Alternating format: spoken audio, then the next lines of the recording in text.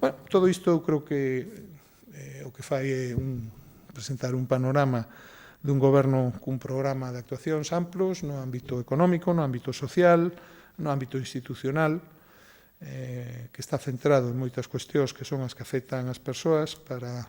continuar a mellorar as cousas e superar definitivamente a crise, e que certamente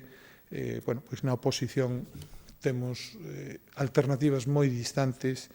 que non garanten en absoluto a capacidade de formar unha única alternativa.